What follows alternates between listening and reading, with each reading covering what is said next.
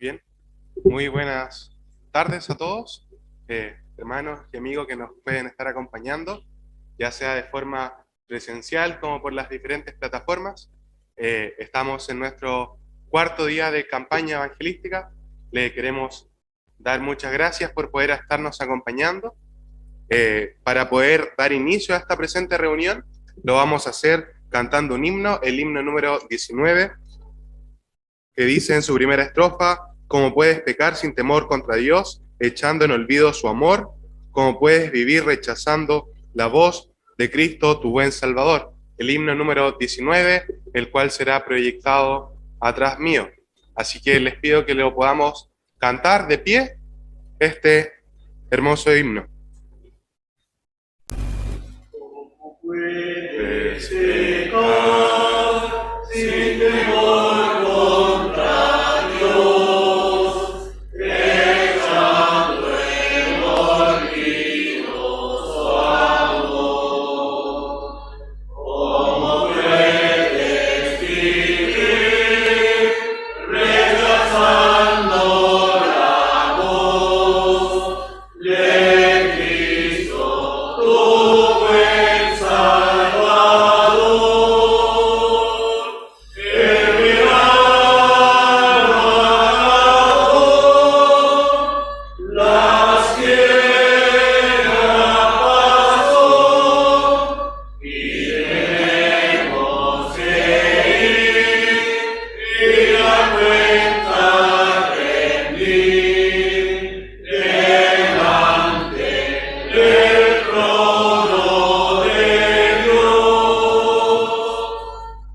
¿Cómo puedes pensar que al infierno tú vas sin estremecerte de horror?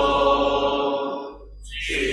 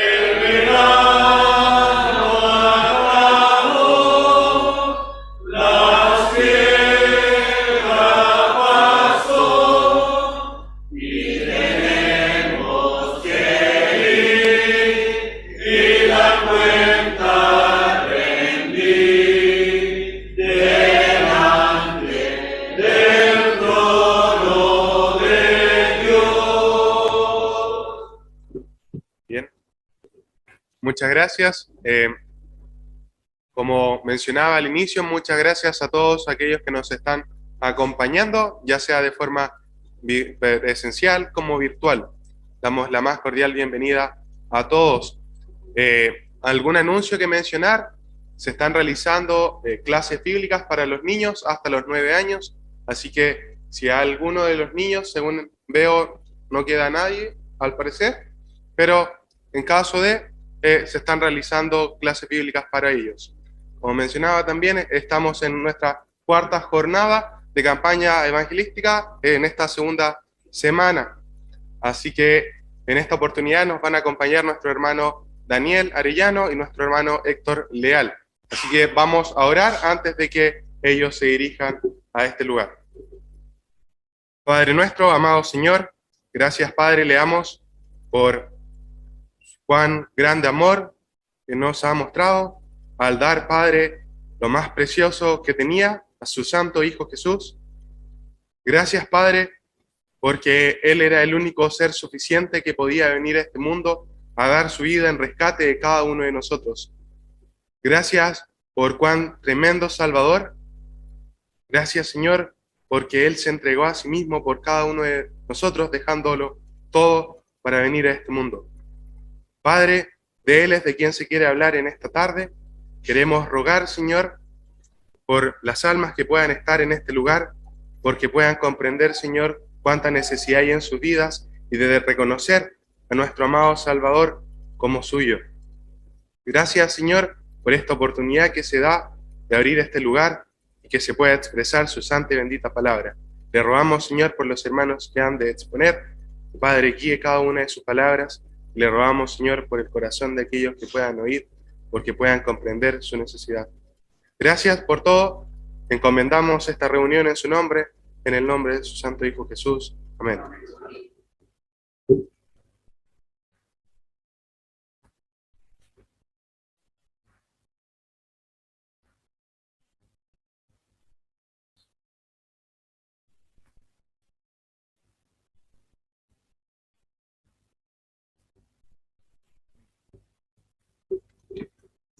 Un cordial saludo a todas las personas que se han interesado en escuchar la palabra de Dios en este lugar o por internet.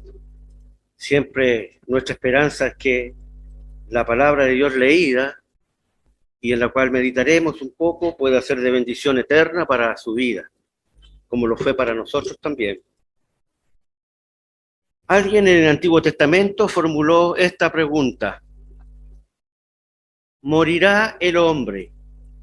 ¿Y dónde estará él? ¿Cuántas personas, cuántos pensadores se han dedicado a escudriñar, a buscar, a pensar en el origen del hombre, el objetivo del hombre, y aún qué pasará después que el hombre parte de este mundo? La palabra de Dios nos responde todas las dudas que podamos tener al respecto.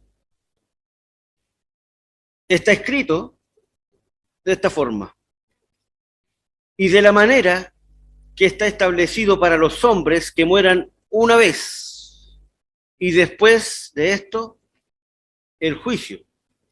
Lo repito, está establecido para los hombres, para los seres humanos, que mueran una vez, una sola vez, y después el juicio. De esta palabra podemos desprender varias cosas. La realidad innegable de la muerte, que está marcada en todos nosotros, solamente que no sabemos la hora. También la verdad de que el hombre nace, muere y no existe esa creencia, no sé de dónde será, de la India, de por allá, la reencarnación. Muchos la creen, que una persona muere y después puede reencarnarse en otro ser, superior o inferior. Bueno, la Biblia lo descarta. Está establecido para los hombres que mueran una sola vez. Otra cosa que aquí la Escritura nos enseña es lo siguiente. Hay muchas personas cuya filosofía es esta: comamos, bebamos, pasémoslo bien, porque mañana moriremos. Muchos piensan que el hombre vive en este mundo, muere y se terminó el hombre. Y como cuando muere una persona, dicen, dejó de existir tal persona. La verdad que esa expresión no es verdadera. Ningún ser humano deja de existir. Un hombre, una mujer muere en este mundo, su cuerpo va al sepulcro. Pero la verdadera personalidad, el verdadero hombre, la verdadera mujer, su alma no muere, no duerme. No duerme. Y la Escritura nos dice, está establecido que los hombres mueren una sola vez y después no se termina todo. Después de esto, el juicio. Después de esto, el juicio. ¿Y qué desprendemos de esta expresión? Después de la muerte, el juicio. Estimado oyente, significa que cada uno de nosotros tiene una responsabilidad moral delante de nuestro Creador. Y todos los seres humanos, como cantábamos también, hemos de presentarnos un día delante del Señor, nuestro Dios, para dar cuenta de nuestra vida. En dos instancias: un tribunal para los creyentes, salvados por la gracia de Dios, y un juicio final para los incrédulos, para que los que no abrazaron la fe de Jesucristo. Pero todos compareceremos ante Dios un día. Y yo quiero preguntarle con cariño, estimado oyente, ¿estás tú preparado para venir al encuentro de tu Dios? Si tú tuvieras que partir hoy día para esperar el juicio, ¿en qué condiciones estás? El Señor Jesucristo, y donde vamos a leer hoy día, en Lucas 16, versículo 19, el Señor descorre la cortina un poco, o descorre el velo, para mostrarnos y darnos la respuesta que mencionábamos al principio. Morirá el hombre, ¿y dónde estará él? Y el Señor aquí nos dice dónde estará el hombre después que parte de este mundo. Vamos a leer Lucas 16, versículo 19, dice así la palabra del Señor. Había un hombre rico que se vestía de púrpura y de lino fino y hacía cada día banquete con esplendidez. Había también un mendigo llamado Lázaro que estaba echado a la puerta de aquel lleno de llagas y ansiaba saciarse de las migajas que caían de la mesa del rico, y aun los perros venían y le lamían las llagas. Aconteció que murió el mendigo y fue llevado por los ángeles al seno de Abraham. Y murió también el rico y fue sepultado. Y en el Hades alzó sus ojos estando en tormentos y vio de lejos a Abraham y a Lázaro en su seno. Entonces él, dando voces, dijo: Padre Abraham, ten misericordia de mí y envía a Lázaro para que moje la punta de su dedo en agua y refresque mi lengua, porque estoy atormentado en esta llama. Pero Abraham le dijo: Hijo, acuérdate que recibiste tus bienes en tu vida y Lázaro también males, pero ahora este es consolado aquí y tú atormentado. Además de todo eso, una gran cima, con una profundidad, está puesta entre nosotros y vosotros, de manera que los que quisieren pasar de aquí a vosotros no pueden, ni de allá pasar acá. Entonces le dijo: Te ruego, Padre, que le envíes a la casa de mi padre, porque tengo 5 hermanos, para que les predique, para que les testifique, a fin de que no vengan ellos también a este lugar de tormento. Y Abraham le dijo: A Moisés y a los profetas tienen, óiganlos. Él entonces dijo: No, Padre Abraham, pero si alguno fuere a ellos de entre los muertos, se arrepentirán. Mas Abraham le dijo: Si no oyen a Moisés y a los profetas, tampoco se persuadirán, aunque alguno se levantare de los muertos. El Señor bendecirá su palabra a nuestros corazones.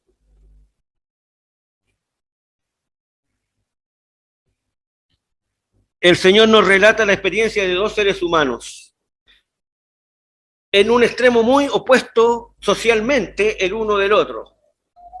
Porque la muerte no le pide permiso ni a los ricos ni a los pobres, se los lleva a todos. No importa clase social, ni la educación, ni nada, ni cultura, ni nada, ni raza.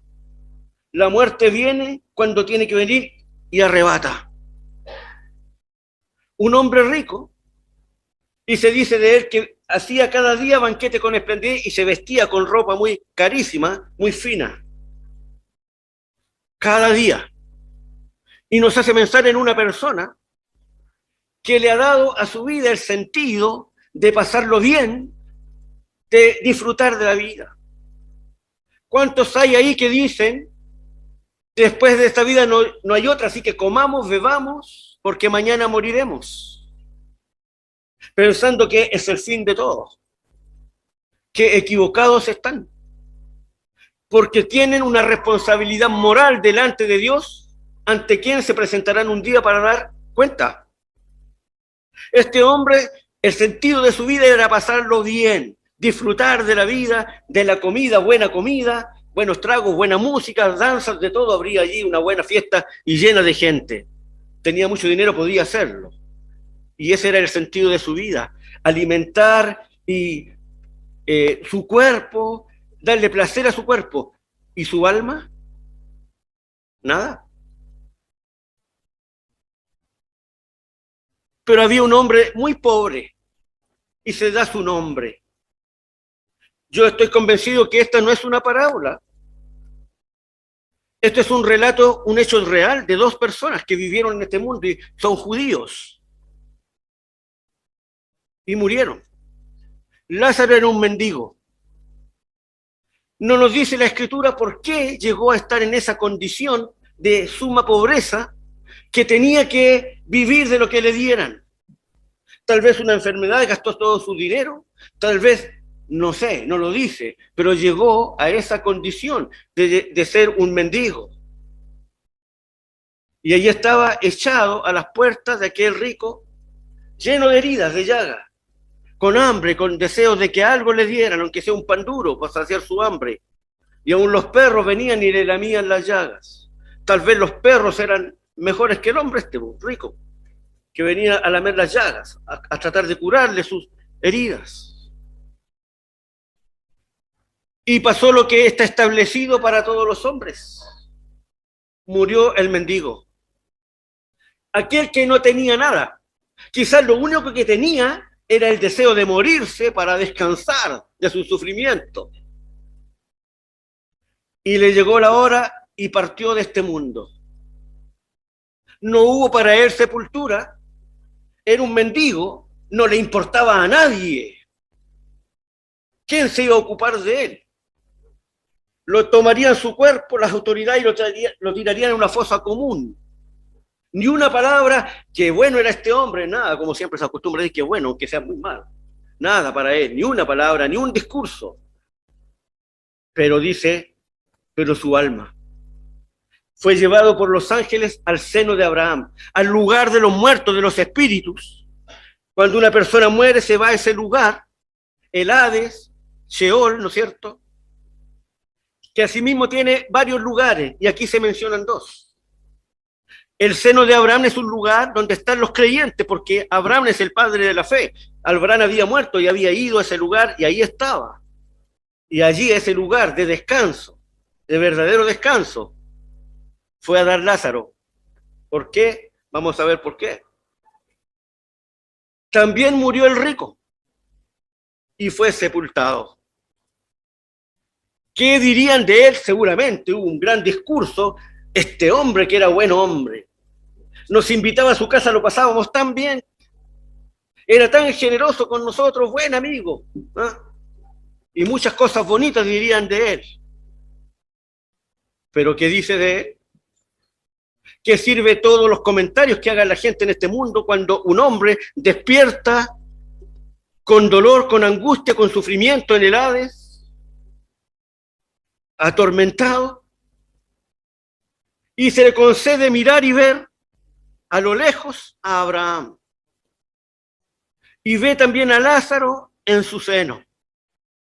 Aquel que nunca seguramente lo miró ni para saludarle, seguramente que no. Un pobre hombre.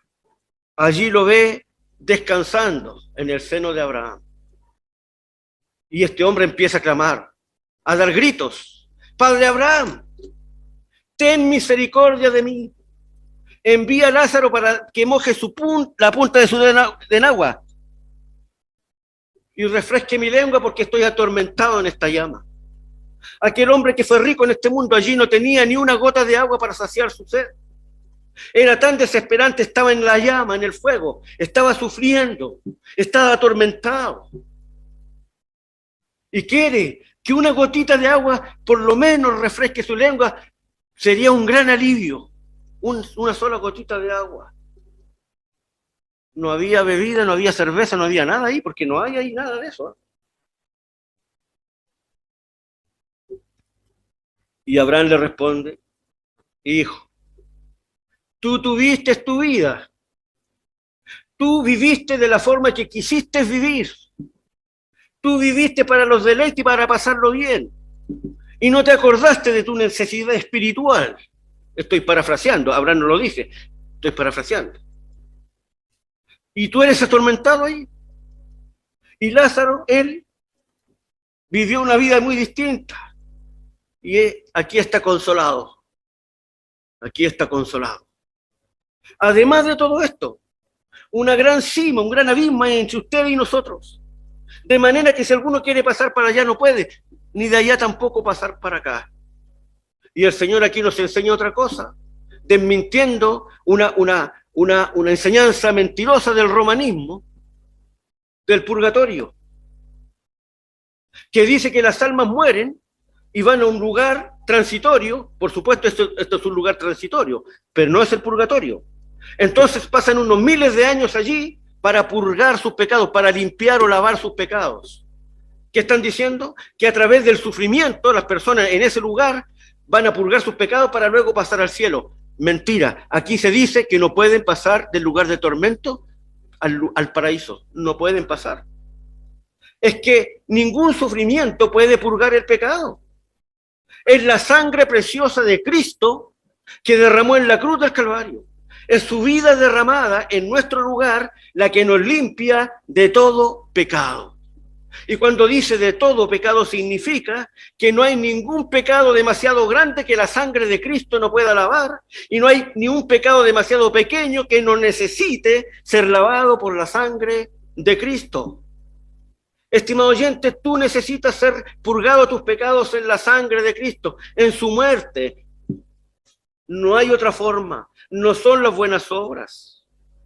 Si pensáramos en este hombre, ¿era un hombre malvado? No. ¿Era un hombre inmoral? No dice que sea. Vamos a ver lo que se dice de él. Parece que ya me falta un poquito, ¿no es cierto? Entonces me voy a apurar. Este hombre seguía existiendo consciente, tenía memoria, tenía sentimientos, se acordó de sus hermanos. Después le dice, tengo 5 hermanos, envía a Lázaro para que les vaya a predicar, para que no vengan ellos a este lugar de tormento.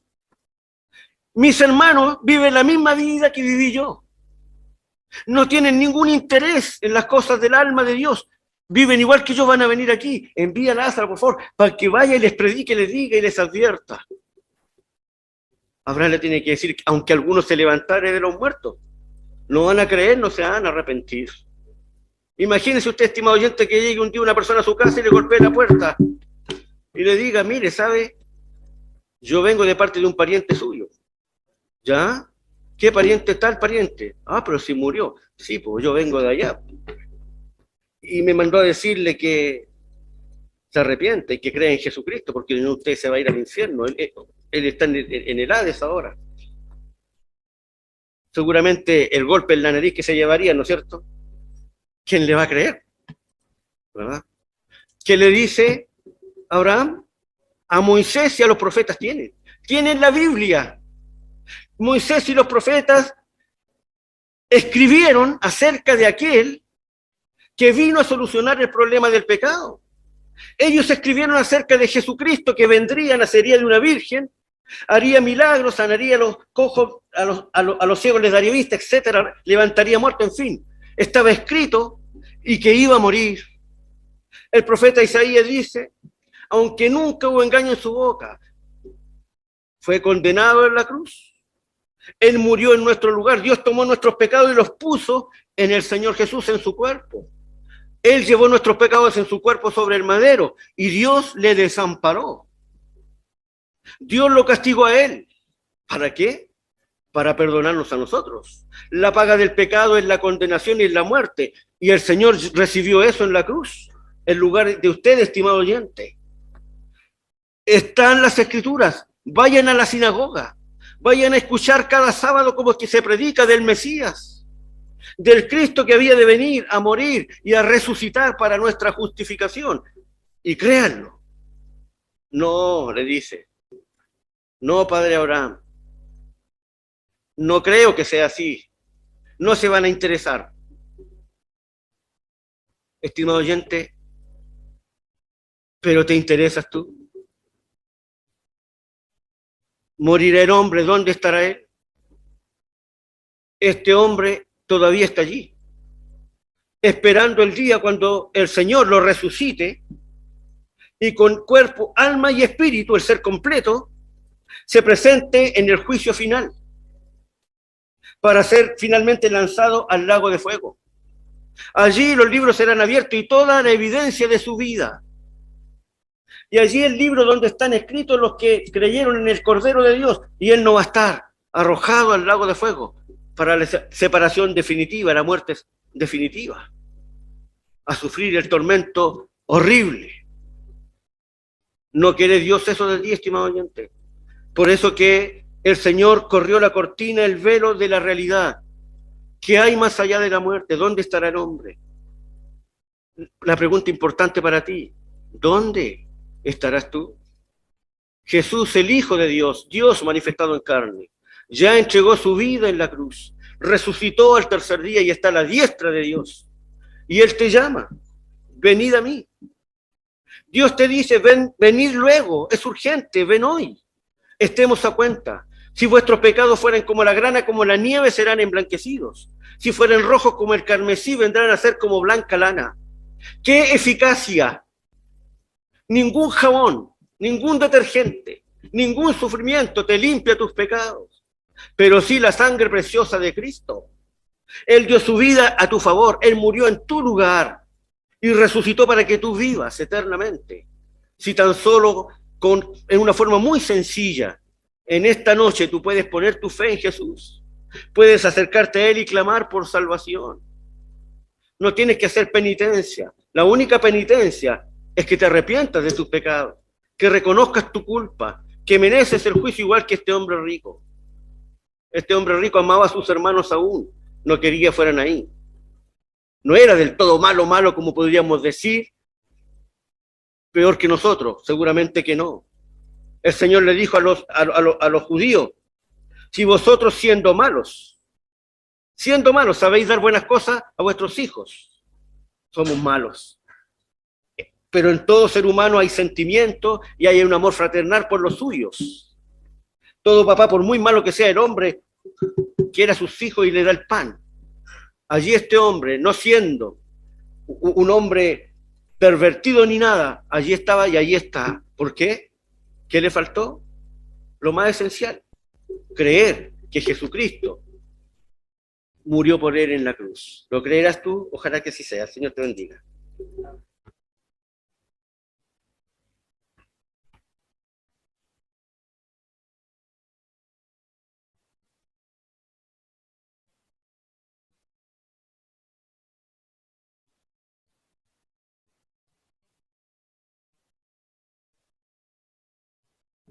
Vamos a continuar con la ayuda del Señor cantando el himno número 345.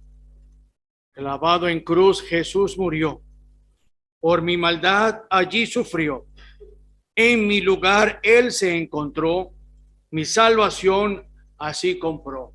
345, por favor, hagámoslo de pie.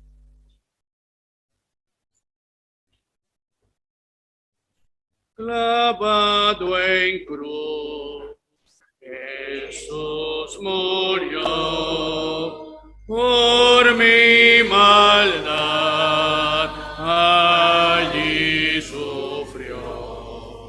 En mi lugar él se encontró, mi salvación así compró. Oíd la voz del Salvador, mirad y ved si habrá dolor, cual mi dolor, y es para ti. Ven, alma, ven, oh, ven a mí. La faz del sol se oscureció, el velo en dos se dividió. Al Hijo Dios desamparó,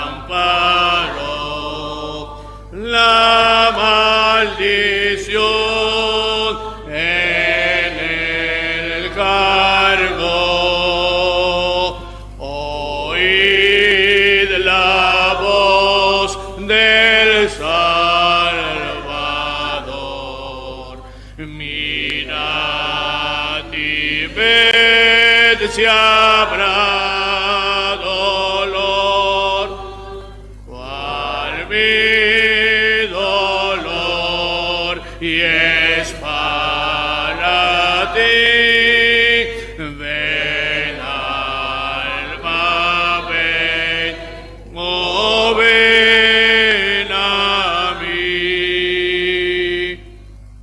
Y puede ser sufrirte así, Señor Jesús, de amor por mí. No puedo más, me entrego hoy, sin más tardar, a ti me doy. Oíd la voz del Salvador,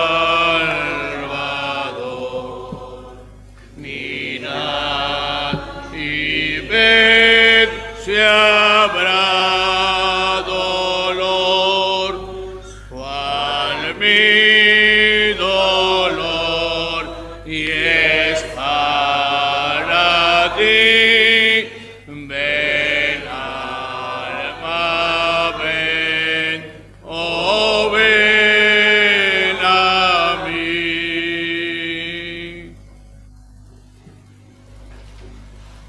Queremos darle las gracias por tener a bien el estar en esta noche para oír la palabra de Dios. En esta serie de cultos nos ha ocupado estudiar la persona más gloriosa que ha estado en este mundo, el Señor Jesucristo. Hoy queremos hablar de su muerte. Vamos a leer en el Evangelio escrito por Mateo, capítulo 27.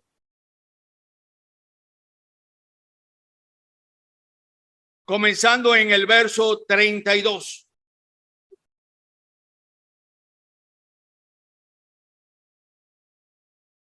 Mateo 27, 32.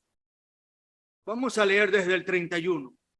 Después de haberle escarnecido, le quitaron el manto, le pusieron sus vestidos y le llevaron para crucificarle. Cuando salían, hallaron a un hombre de Cirene que se llamaba Simón. A este obligaron a que llevase la cruz. Cuando llegaron a un lugar llamado Gólgota, que significa lugar de la calavera, le dieron a beber vinagre mezclado con miel, pero después de haberlo probado, no quiso beber. Cuando le hubieron crucificado, repartieron entre sí sus vestidos, echando suertes para que se cumpliese lo dicho por el profeta. Partieron entre sí mis vestidos y sobre mi ropa echaron suertes, y sentados le guardaban allí. Y pusieron sobre su cabeza su causa escrita: este es Jesús, el Rey de los judíos.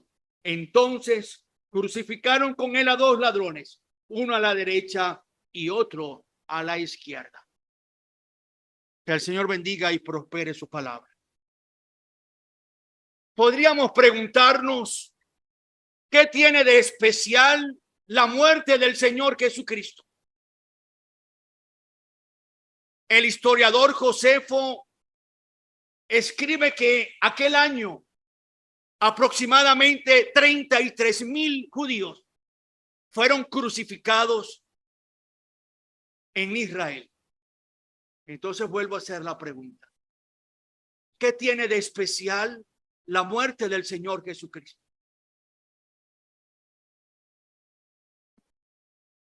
Pudiéramos pensar primeramente en la forma en que fue prefigurada, el lenguaje primario que Dios utilizó para hablar en figura, a fin de que el hombre pudiera ir entendiendo lo que él quería comunicar, porque Dios siempre ha estado hablándole a los hombres. Dios siempre ha estado interesado en cada ser humano, porque su propósito al crearlo es llevarlo a la gloria, que pueda disfrutar con Dios para siempre, su creador. Desde el mismo principio que el ser humano desobedeció a Dios en el huerto del Edén, cuando dejó de un lado el mandamiento que Dios le había dado, y mirando lo hermoso que estaba el fruto del árbol, comió, y al instante comprendió que estaba desnudo, porque había pasado de una inocencia a un estado consciente, pero que jamás podía revertirlo y volver a aquel lugar. Dios le llamó y ellos se escondieron. Dios le preguntó qué habían hecho y ellos tuvieron que confesar que estaban desnudos. Dios le habló de las consecuencias de su pecado, de su maldad. Y en el versículo 7 del capítulo 3 del Génesis, Dios le vistió con túnica de pieles, lo que nos deja ver un cordero sacrificado para poder vestir al hombre que en su pecado no podía estar cubierto delante de Dios. Más adelante, cuando Dios quiere probar a Abraham, a quien le había hecho la promesa de darle un hijo, siendo un hombre casi muerto en su edad y en su condición física, el milagro de Dios se hizo presente y le nació Isaac. Pero Dios quería probar si el temor de Dios estaba en el corazón de Abraham, y le dijo: ve al monte que yo te diré, para hablarnos de uno que años después iba a subir al monte. Y le dijo: allí me vas a sacrificar a Isaac, tu hijo, a quien amas. Y Abraham, en obediencia, porque amaba a Dios sobre todas las cosas y quería mostrar que Dios estaba en su corazón, tomó a su hijo y subió al monte, le ató en el altar. Y cuando levantó su cuchillo para degollarlo, el ángel le dijo: Abraham, Abraham. Y él le dijo: Señor, heme aquí. No le hagas nada a tu hijo, porque ya sé que temas a Dios. Y cuando él miró atrás, allí estaba en un zarzal un cordero, el cual lo tomó y lo ofreció en lugar de su hijo Isaac, para hablarnos de un cordero que años más tarde iba a ser dado en sustitución del hombre en sus pecados. Pudiéramos hablar del último juicio que Dios ejecutó en Egipto. Era una noche de salida, pero debía sacrificarse un cordero entre las 2 tardes, conforme al comer de cada familia, observado durante 4 días. Debía ser de un año, macho, sin defecto alguno. Debían comerlo. Y la sangre aplicada en el dintel y en los 2 postes iba a significar que el ángel heridor iba a pasar por aquella casa y de largo no iba a haber muerte allí. Pero en cada casa donde no estuviera la sangre, hubo llanto, dolor y muerte. Un cordero que nos habla de un sustituto para dar vida. Y pudiéramos hablar del cordero que debía ofrecerse cada mañana en el templo, en el tabernáculo. Y pudiéramos hablar de las ofrendas levíticas que en el Antiguo Testamento el pueblo de Israel tenía que ofrecer. Porque Dios ha estado hablando de lo que él iba a hacer. Pero amigo, también podemos hablar de que la muerte del Señor Jesucristo fue predicha. Y esto es maravilloso, el que mucho tiempo antes de que suceda se pueda hablar de un evento. Solamente Dios puede hacerlo, porque Él tiene todo en sus manos. Él tiene el control de todas las cosas. Y este mundo está enmarcado dentro de su plan y de su propósito. Dios es soberano y supremo y no hay otro que pueda controlar, guiar y dirigir todas las cosas. David, muchos años antes que sucediera, en el Salmo 22, habla de una forma gráfica muy elocuente del sufrimiento del Señor Jesucristo, no solamente en su forma física, sino en su forma moral. Más adelante lo vamos a ver, pero también habla de esa presión de los líderes sobre el Señor Jesucristo.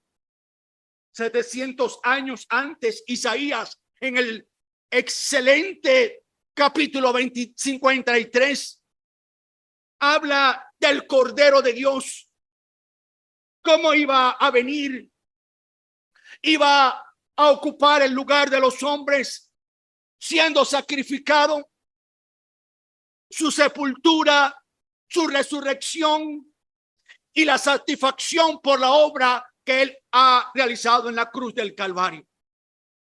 De manera que eso le da una validez única. Porque pudiéramos decir que la figura es una forma forzada para tratar de ilustrar algo, pero algo que se predicó con cabal exactitud de una manera tan perfecta, nos habla de la importancia de la muerte del Señor Jesucristo. Pero usted sabe también que me llama la atención, que el mismo Señor Jesucristo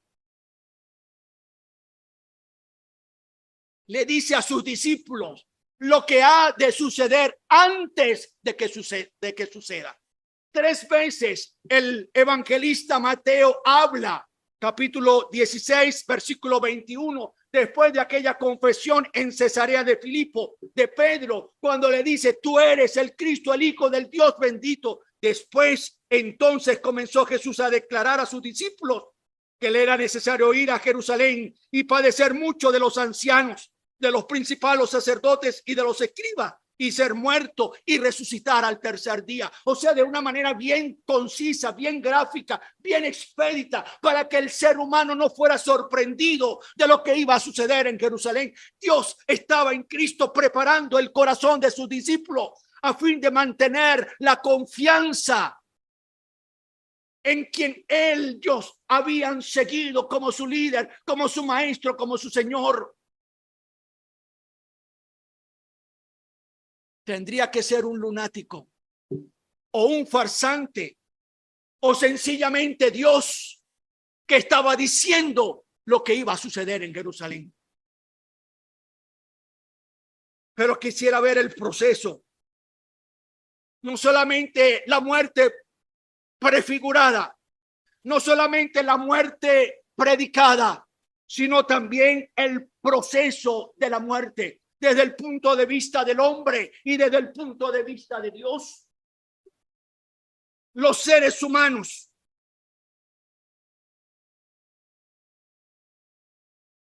mostraron la crueldad que estaba en su corazón. El domingo nuestro hermano hablaba de los sufrimientos antes de la cruz del Calvario. Él mencionaba el huerto del Getsemaní, prensa de aceite, donde el Señor Jesucristo estaba entregando la voluntad suya a la voluntad del Padre. Y le decía: Padre, pase de mí esta copa, pero no se haga mi voluntad, sino la tuya. Si hay otra manera de ser salvo, yo quiero hacer solo lo que a ti te agrada. Él oró 3 veces y estuvo plenamente consciente de que el Padre quería que el Hijo avanzara por el estrecho camino de la muerte de la cruz del Calvario. La única manera de redimir al hombre de sus pecados, de darle vida y de darle un mañana mejor. Llegó Judas con aquella turba, como 300 personas, para prenderle. Le llevaron a Anás, le llevaron a Caifás, le llevaron en la mañana a Pilato. Pilato le mandó a Herodes y todos tenían la misma conclusión: nada digno de muerte hay en él. Sin embargo, era la ocasión que los líderes de Israel estaban esperando para quitar de en medio aquel que se le había convertido en su dolor de cabeza. Pero el Señor Jesucristo había dicho antes que esa era la hora de la potestad de las tinieblas, lo que nos da a entender, como señaló el hermano de Juan capítulo 13, había llegado la hora que Dios tenía en su programa. Pilato sabía que por envidia le habían entregado y tenía la costumbre en la fiesta de soltarle a un preso el que ellos quisieran. Había indulto.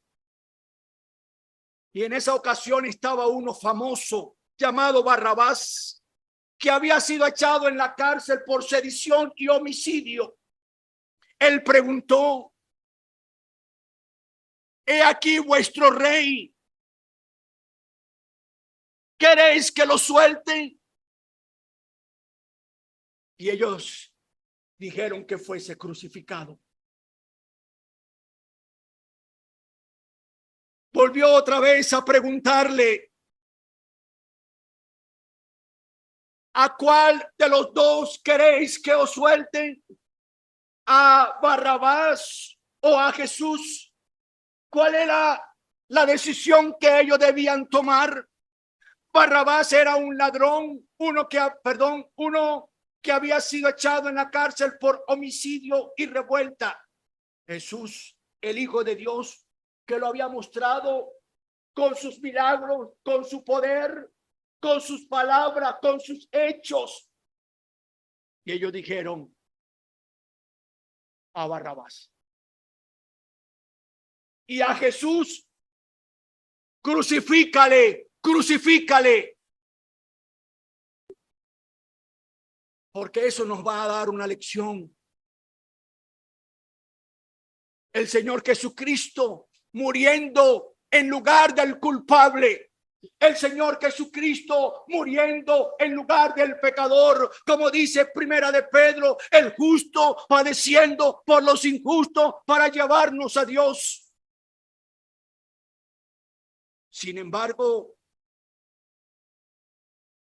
Pilato sentenció que se hiciese lo que ellos pedían. Los soldados que estaban custodiándole le llevaron al pretorio, reunieron a una compañía, 400 hombres allí. Le pusieron una corona, no un cintillo, eso era un casco de espinas. Después de haberle herido sus espaldas con aquel látigo romano que rompía sus espaldas a través de aquellas uñas de bronce, cuando la jalaban, poniéndole un manto de púrpura, comenzaron a burlarse de él y a escupirle. Le daban de bofetada y se unieron al juego que los principales líderes de Israel habían orquestado para mostrar el rechazo y el repudio hacia Jesús de Nazaret. Le llevaron para crucificarle en aquel lugar del Gólgota, clavaron sus manos y sus pies y allí le levantaron y crucificaron con él a 2 ladrones. Se burlaron de él como el rey en aquel pretorio, pero también en la cruz del Calvario estaban expresando su burla, porque si él era el rey, sus 2 súbditos principales eran solo unos ladrones.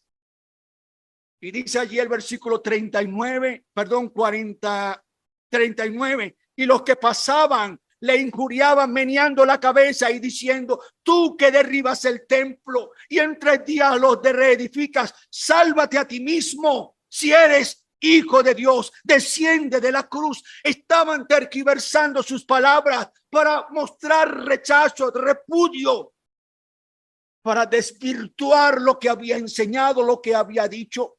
De esta manera también los principales sacerdotes, escarneciéndole con los escribas y con los fariseos y los ancianos, decían: a otro salvó. ¿A quién había salvado el Señor de la cruz? A ninguno. Asimismo no se puede salvar. Si es el Rey de Israel, descienda ahora de la cruz y creeremos en él. Confió en Dios, líbrele ahora si le quiere, porque ha dicho: soy hijo de Dios. Y le injuriaban también los 2 ladrones que habían sido crucificados con él.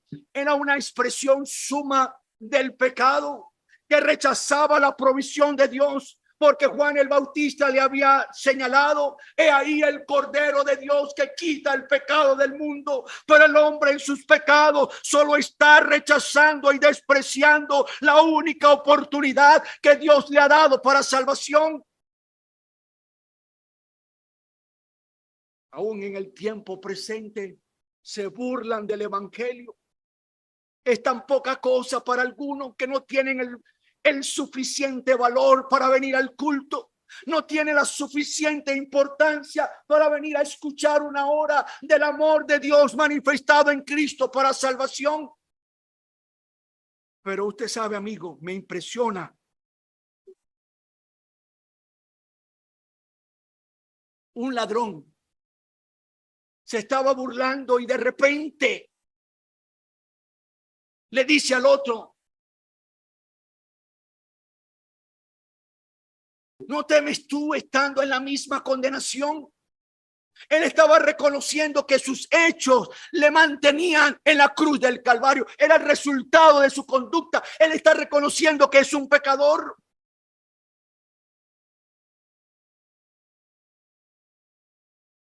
También dice: ningún mal hizo. Está reconociendo la impecabilidad de Cristo. Y también le dice a él: acuérdate de mí cuando vengas. Está anunciando la resurrección de Cristo, porque está viendo en él algo que no había visto. Y puedo pensar que él estaba viendo la sujeción del Señor Jesucristo, porque cuando le fueron a crucificar, quisieron darle calmante, le quisieron dar vinagre para de esta manera adormecerle y que fuera fácil el proceso de la crucifixión. Pero el Señor Jesucristo no lo quiso beber, porque Él en todo su esplendor iba a beber la copa que el Padre le había señalado. Y allí en silencio, ante los insultos, ante la burla, como había profetizado Isaías, como cordero fue llevado al matadero y como oveja delante de sus trasquiladores, enmudeció y no abrió su boca.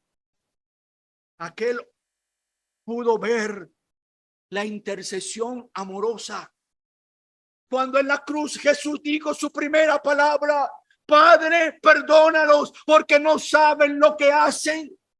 Cuando los otros malhechores pudieran haber respondido con maldición, el apóstol Pedro dice que él encomendaba su causa al que juzga justamente. Estaba mostrando que era Dios, que no era un hombre cualquiera el que estaba allí en la cruz del Calvario. Era el dueño de la vida, el que sustenta el mundo con la palabra de su poder, muriendo en la cruz del Calvario. Pero me impresiona la presencia del Padre. Dios llegó desde la hora sexta. Hubo tinieblas sobre toda la tierra hasta la hora novena. Le habían crucificado a las 9 de la mañana. Al mediodía, en pleno esplendor del sol, hubo densas tinieblas. Dios estaba presente. En Éxodo capítulo 20, cuando el pueblo de Israel vio la presencia de Dios para él darle las tablas de los 10 mandamientos, allí hubo tinieblas. El día de Jehová es un día de tinieblas, descrito en Joel, en el libro de Amós. Lo que nos da a entender que allí estaba la presencia de Dios en juicio. El Señor Jesucristo había dicho antes que el infierno era un lugar de tinieblas, de lloro y de crujir de dientes. Entonces el infierno con toda su fuerza, el infierno con todo su fulgor estaba siendo descargado sobre el santo, sobre el justo, sobre el inocente Hijo de Dios. Allí estaba el Padre presenciando el sacrificio de su Hijo, y aunque tenía todo el poder del mundo para impedirlo, estuvo en silencio porque había un plan perfecto, un propósito único.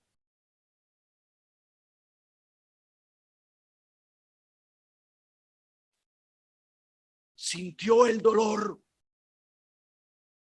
sintió la angustia, porque él clamó: Eloi, Eloi, lama sabachthani, que traducido es: Dios mío, ¿por qué me ha desamparado?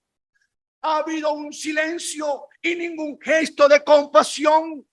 Ha habido una copa que he bebido, una cólera que he experimentado, y no ha habido palabra de compasión. Usted sabe, amigo, el infierno no solamente es fuego y azufre, el infierno es infierno porque jamás allí la compasión de Dios estará presente, la misericordia de Dios, como ha leído nuestro hermano Daniel en el libro de Lucas capítulo 19. Aquel hombre no pudo experimentar ni siquiera la gota de un agua para calmar la sed que tenía en aquel lugar de tormento. Ese fue el furor, esa fue la experiencia, ese fue el dolor que el Señor Jesucristo pasó para que tú y yo comprendamos cuán feo es el pecado, cuán abominable es el pecado delante de Dios, que castigó a su Hijo. El propósito el velo del templo se rasgó en dos. Normalmente se rompe de abajo hacia arriba, pero es que el velo se rompió de arriba hacia abajo, porque Dios estaba completamente satisfecho con el único sacrificio hecho de su Hijo en la cruz del Calvario. Un camino nuevo y vivo para entrar a la presencia de Dios. En el templo, en el tabernáculo, era impedido el acceso. Pero ahora en este periodo de gracia, usted puede clamar a Dios. Esté en su casa, esté en su trabajo, esté manejando, esté en la iglesia. Usted puede clamar y Dios inmediatamente va a obrar a su favor, porque hay acceso inmediato hasta su misma presencia. Algunos muertos resucitaron, porque hay vida después de la muerte. Cristo en la cruz del Calvario derrotó para siempre a la muerte y al que tenía el imperio de la muerte, es a saber, al diablo, para librar a todos los que por el temor a la muerte estaban durante toda su vida sujetos a servidumbre. Hay libertad para vivir por la eternidad en la persona bendita de Cristo, porque Él triunfó en la cruz del Calvario. No hay necesidad de vivir en desesperanza, en incertidumbre. Hay uno que triunfó en la cruz del Calvario porque pagó todo el precio exigido. Pero quería pensar en la postura, pero ya no hay tiempo. ¿Qué pensaron aquellos hombres que vieron de cerca el proceso? El centurión, dice la Biblia, que cuando vio las cosas que habían sucedido, él dijo, teniendo temor, verdaderamente este era hijo de Dios. El centurión era un hombre verdugo, entrenado para matar. No era la primera ejecución. Él era el centurión que tenía al cargo 100 soldados y era el que estaba a mano de Pilato para cumplir todas las sentencias. Y había visto más de una ejecución. Pero la forma en que el Señor murió, las tinieblas, el terremoto, el sonido de el rasgado del velo impactaron el corazón. Y él no solamente tuvo temor, convicción de pecado, sino que también tuvo confesión. Y dijo, verdaderamente era la expresión de algo que estaba en el corazón y que con convicción se estaba expresando. Él es el Hijo de Dios, uno que el Padre le había pedido, perdónalos porque no saben lo que hacen. Allí estaba la oración inmediatamente respondida. El centurión poniendo fe para salvación. Ojalá que tú en esta noche, al escuchar la palabra de Dios, el que murió por ti en la cruz del Calvario, puedas con fe mirar al que ha muerto en la cruz. Inmediatamente la vida tendrás. Pero hay una multitud. Tuvo solamente una convicción superficial. Lucas dice, cuando ellos vieron lo que había sucedido, solo se volvieron golpeándose el pecho. Se sintieron culpables. Se sintieron culpables. Pero no hubo arrepentimiento. Muchos entienden lo bonito del evangelio. Muchos comprenden que solo el evangelio salva, que solo en Cristo hay salvación y vida eterna. Solo comprenden, pero nunca deciden. Qué bueno fue Hechos capítulo 2, parte de esa multitud, cuando volvió otra vez a escuchar el mensaje del evangelio. Muchos de ellos fueron salvos, como 3,000, porque Dios está dando oportunidad. Su Hijo pagó el precio. Hay salvación y vida eterna. La decisión es tuya. ¿Qué harás de Jesús llamado el Cristo? Que Él bendiga a su Padre.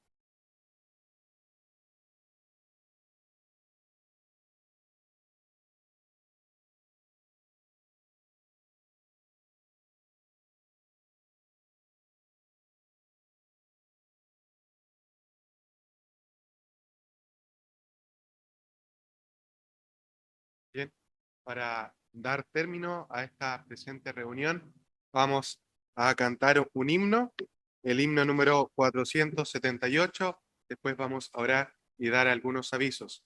El himno número 478 que dice: me asombra el amor que me ofrece el Señor Jesús, su gracia tan grande no puedo explicar.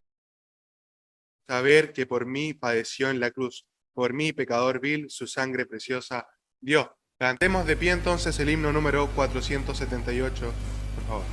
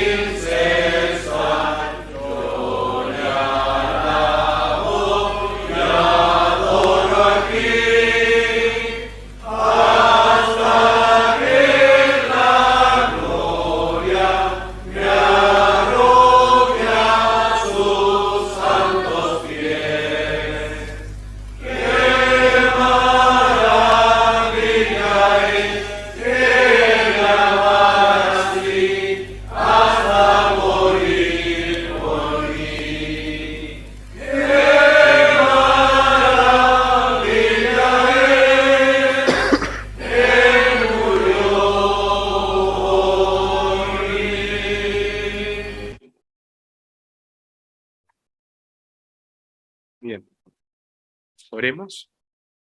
Padre nuestro, amado Señor, gracias, Padre, le damos porque se ha podido expresar su santa y bendita palabra y recordar, Padre, aquella obra tan gloriosa de salvación de nuestro amado Señor Jesucristo. Padre, cuán grande amor fue el haber estado dispuesto a entregar a su Hijo, a lo más valioso, por cada uno de nosotros. Gracias, Padre, le damos, porque sin lugar a dudas no éramos merecedores, pero Padre, te dio aquella condición nuestra y entregó a lo más valioso que tenía por cada uno de nosotros. Padre, gracias porque Él era el único suficiente que pudiese haber efectuado aquella obra. Y Padre, le rogamos porque si no es gracias a aquella obra gloriosa de salvación de su Hijo, ninguno de nosotros podría estar acá. Y Padre, gracias a Él, hemos podido ser llamados hijos suyos al reconocerle como nuestro único Dios y Salvador. Padre, y pensando en esto, rogamos por aquellos que han podido escuchar de su palabra. Le rogamos, Señor, porque le puedan reconocer, porque puedan comprender, Padre, cuánta necesidad hay en su vida y en sus corazones. Y puedan comprender cuán grande obra de salvación realizó nuestro amado Señor Jesucristo en aquella cruz. Padre, le pedimos, Señor, también por los alimentos que hemos de consumir. Gracias por ellos, por su provisión, porque usted no nos desprovee nunca. Y, Señor, le rogamos también por los días que han de venir en las diferentes reuniones y por el regreso a nuestros hogares. Todo esto lo hacemos en el nombre de su Santo Hijo Jesús. Amén.